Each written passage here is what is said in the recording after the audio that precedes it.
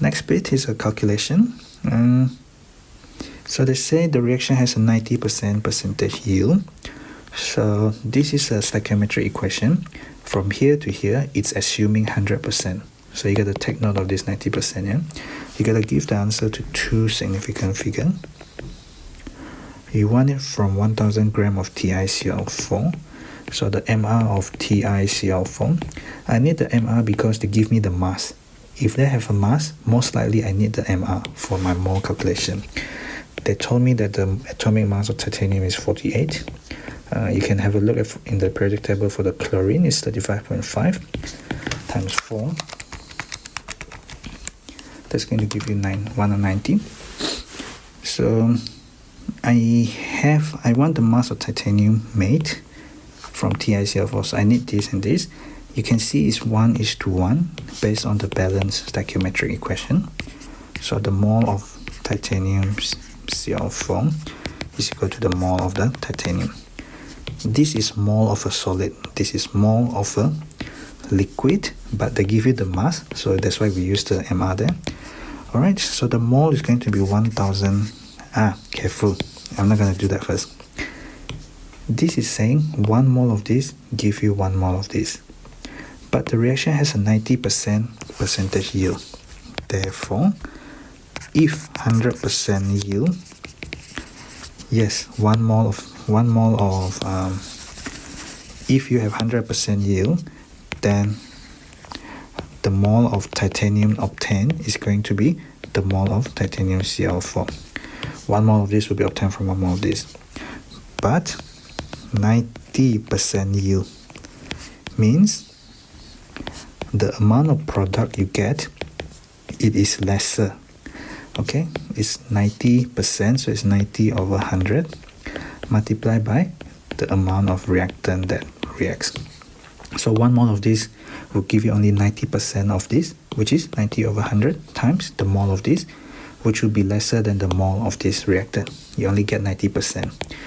People always get confused about this 90%. They will put it here instead of here. But you need to think about this is the product. The product you get is only 90%. The product mole is going to be 90% of what you expect to get from 100%. Alright, so the mass of titanium divided by 48, because this is mole of titanium, this is mole of titanium. It's going to be 90 over 100 multiplied by 1000 gram divided by 190. This bit is mass over the MR, it's 1000 gram. So that means this must be in gram as well because this is in gram. So that is mole, that is mole, that is this. Okay, move up the 48 and then you're gonna get 48 times 90 divided by 100 times 1000 divided by 190. You are going to get 227.368. Then 2 sig fig. So significant figure is counted from the start. So it's 1 sig fig, 2 sig fig. Because I want 2 sig fig, I need to look at the next one. This is bigger than 5. Okay, so I add 1 more there. So it's become 230. This is gram. Okay, this is 2 sig fig. 230. Okay, 1 sig fig, 2 sig fig. In this case, you don't count because you already look at 2 sig fig. So the 7 move up there because it's greater than 5. And you've done this in your lower secondary mathematics. And you want to write the ionic equation. So I've written the balance equation here. So this is the only thing that does not dissociate because it's insoluble, yeah? So what you get is BaSO4 as a solid. You get it from the ions. Okay, so the rest of them are ions, like the H plus and Cl minus. Here you will give off H plus and SO4 minus. Here you will get Ba2 plus and Cl minus. So the H plus and Cl minus will automatically be crossed out because they are what we call spectator ions. So these are aqueous and aqueous giving you solid, which does not dissociate because it's insoluble in water. Okay, when you go to A level, they will tell you something else, and then I'll leave it there. Okay. So here in this calculation question, they tell you that barium carbonate is in excess. Therefore, the HCl is limiting, and we only use whatever that is completely used up, meaning to say whatever that is limiting reactant, we only use that in our calculation. because whatever is completely used up will tell us whatever we expect to get. Okay, in this case you want to work out the barium chloride prepared, but they tell you the percentage yield is only 75%. In this reaction, it actually implies, or it tells you there is 100% yield. Everything here balance out everything here in terms of atoms. So all of these will react to give you all of that. But of course we know that's in excess, alright? So what does that mean?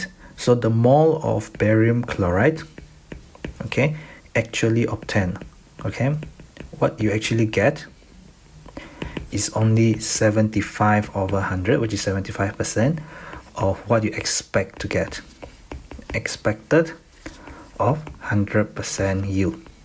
Okay, when we do mole calculations, we have to think about, they want the mass of what you actually get, right? So they want the mass of what you actually get.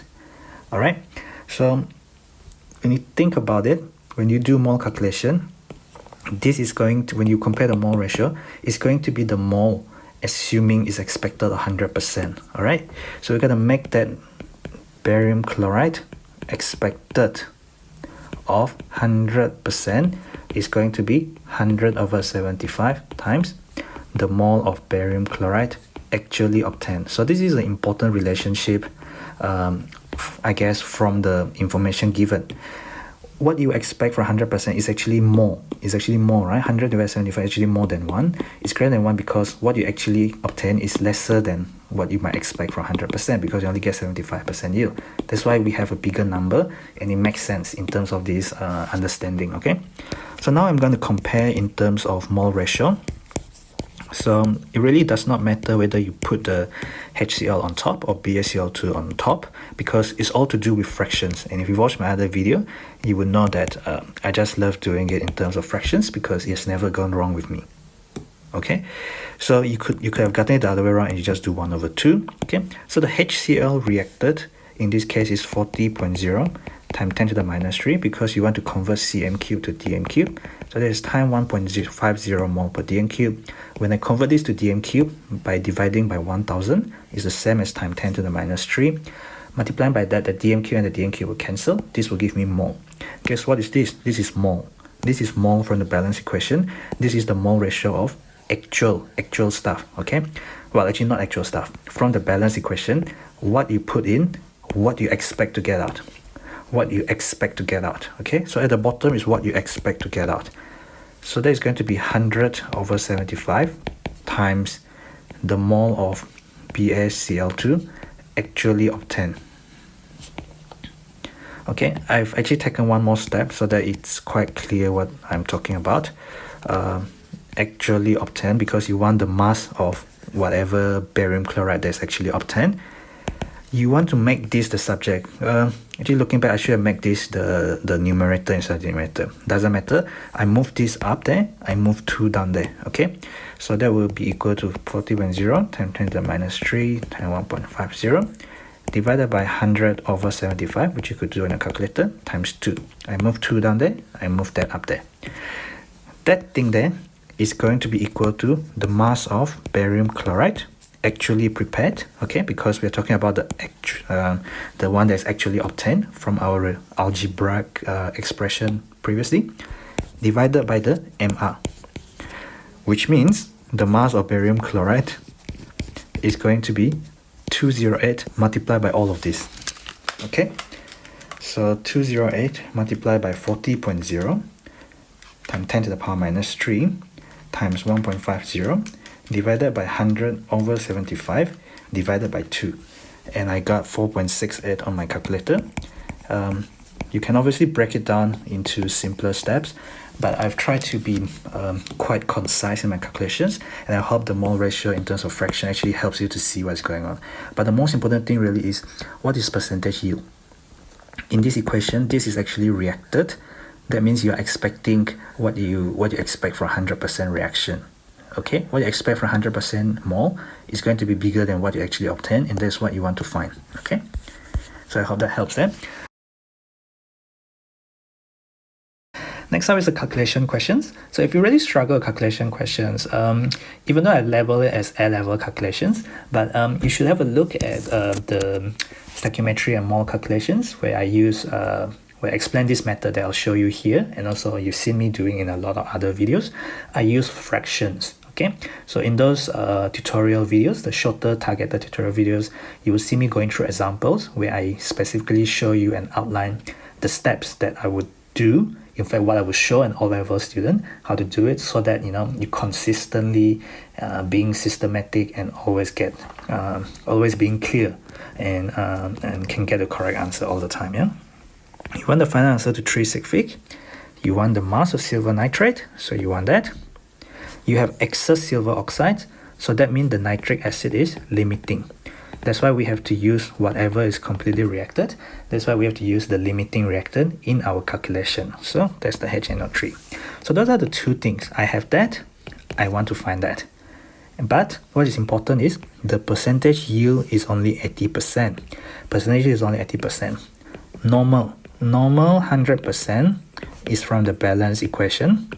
It says that the mole of AgNO3 over the mole of HNO3 will be equal to 2/2 based on that. Okay, but 80%. So what does that mean? The mole of AgNO3 over the mole of HNO3 is going to be it's going to be 80%. You only get 80%, which is 80 out of 100 times 80 out of 100 times, well, it's just 80%, so it's 80% of whatever you would expect to get. You only get 80%. Okay, so that will give you, the whole thing will give you, the 2 and the 2 will cancel, so they give you 4/5. All right, or 0.8. You can choose to write 0.8, really. I'm just doing fractions. So I'm going to do my fraction now, okay? The mole of AgNO3 over the mole of HNO3. I know it's just 80%, so this one is 1/1, by the way. So 80% of 1 is just 0.8/1, so it's just 0.8. It's equal to what is actually happening. What is actually happening? So how much I actually get? The mass of AgNO3. What is the MR? What is the MR of AgNO3? They give me already 170. Shall I read the question here? The mass over the MR is the mole of the AgNO3 actually obtained. Okay? Divided by the mole. This is solution. This is what I meant by, you can have a look at the other video on the tutorial videos on using mole ratio in simple calculations, part 1 and part 2. There will be more examples there. You can see how I exemplify combining calculation involving solution and solid. Solid, solution, because it's the nitric acid. Convert the Cm cubed to dm cubed by dividing by 1000. That's what I'm doing by multiplying 10 to the power minus 3. I hope you can do that maths. I get the 0.8 because I've done 80 out of 100 times 2/2. The 2 and the 2 cancel. I just get 0.8, which is 4/5, which is what I put down there. Yeah. So therefore, the mass of AgNO3 is 0.8 times 30.0 times 10 to the minus 3 times 0.150. Not times, but another time 170. So bring this all the way up there, equal to that over that. I can bring the time 170 up there again, so that will give me that.